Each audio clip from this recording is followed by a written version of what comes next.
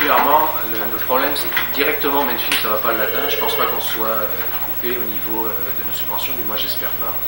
Mais c'est surtout au niveau évidemment des réalisateurs et des cinéastes qui, s'ils n'ont plus d'argent, la raison d'être de Menfilm va certainement disparaître. Et ça, c'est un peu le gros problème des coupures financières. C'est qu'on pourra toujours offrir des services au sein de Menfilm, mais s'il n'y a pas de cinéaste pour utiliser un service, on risque de se trouver dans un sérieux problème. Pour nous directement, on va essayer de faire intervenir le milieu privé, parce que, comme tu le sais certainement, le milieu du cinéma coûte extrêmement cher, et si on veut renouveler notre matériel, le matériel ça s'use, on ne pourra pas de toute façon vivre ad vitam aeternam avec le matériel qu'on a à l'heure actuelle. Donc il va falloir qu'on se trouve des partenaires financiers. Je pense que l'époque où les subventions augmentaient de façon régulière est maintenant passée. Et maintenant, il va falloir trouver une autre solution. Nous, on pense justement se pencher sur un apport de subventions privées ou de choses d'ordre privé qui nous permettra justement d'obtenir soit du matériel, soit d'offrir plus de services, toujours au coût auquel on les offre, c'est-à-dire des coûts qui sont quand même largement moindres du coût du secteur privé. Et je pense sincèrement qu'on peut faire travailler dans cette direction-là. Ça va être difficile parce que il faut qu'on ait des membres pour justifier justement les investissements privés. Il faut qu'on ait un pool de membres assez intéressant. Et je suppose que s'il y a des coupures pour les artistes qui vont réaliser des films, ça voudra dire qu'on aura moins de membres. Si on a moins de membres, on va forcément avoir de la difficulté à trouver du financement. Donc c'est quand même important pour nous, il est très important quand même que le niveau de financement auprès des artistes reste le même, parce que c'est une réaction en chaîne et que Menfilm dépend des subventions données aux artistes directement.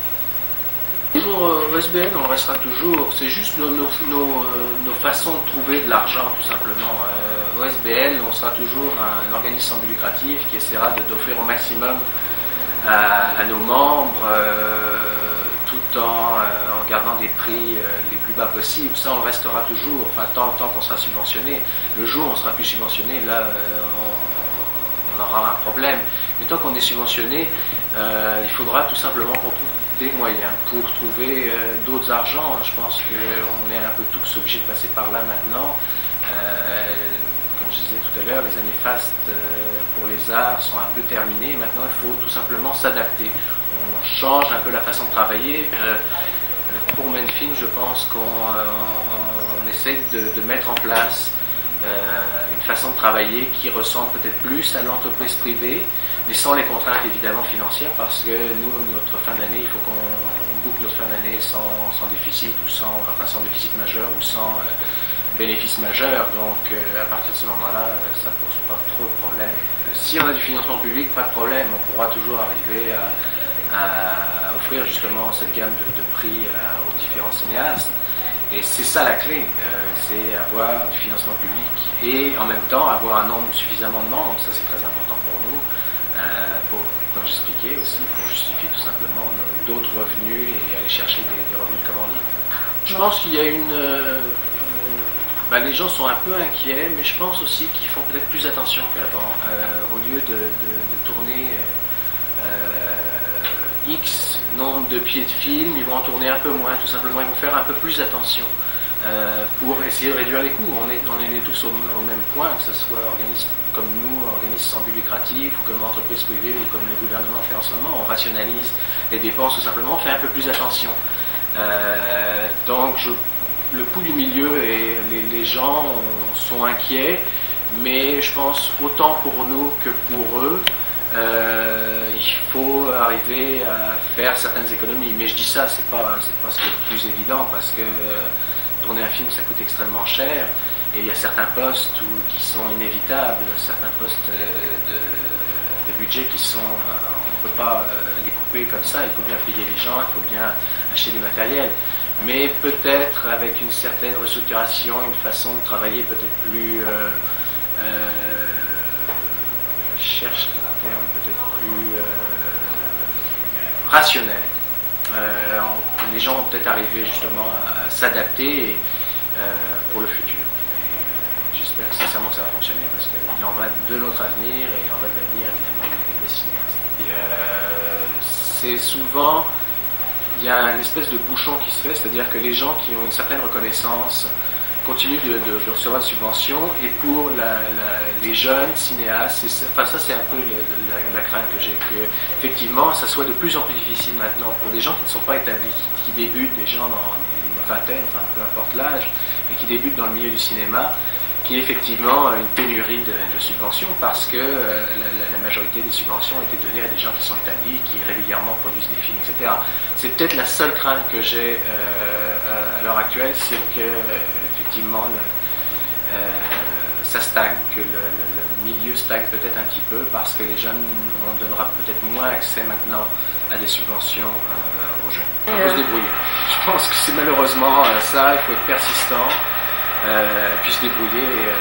À l'heure actuelle, c'est une fois que vous avez une certaine reconnaissance, que auprès du public, auprès peut-être de gens de différents milieux, que là vous pouvez avoir des subventions. Ça marche malheureusement comme ça. Il faut vraiment déjà avoir fait ses preuves, c'est-à-dire galérer pendant un certain temps, jusqu'au jour où quelqu'un découvre votre travail et vous dise « celui-ci mériterait une subvention ». Tout simplement. Enfin, je pense que c'est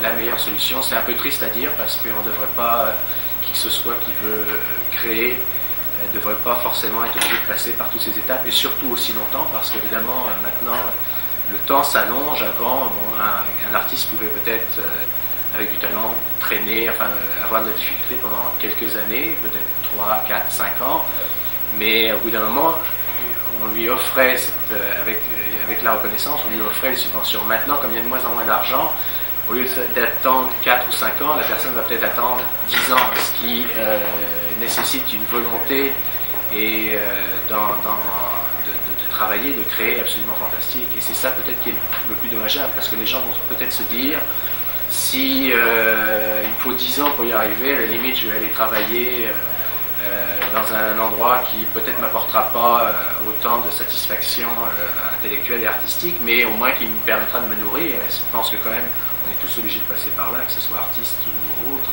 de pouvoir arriver à se nourrir à la fin du mois.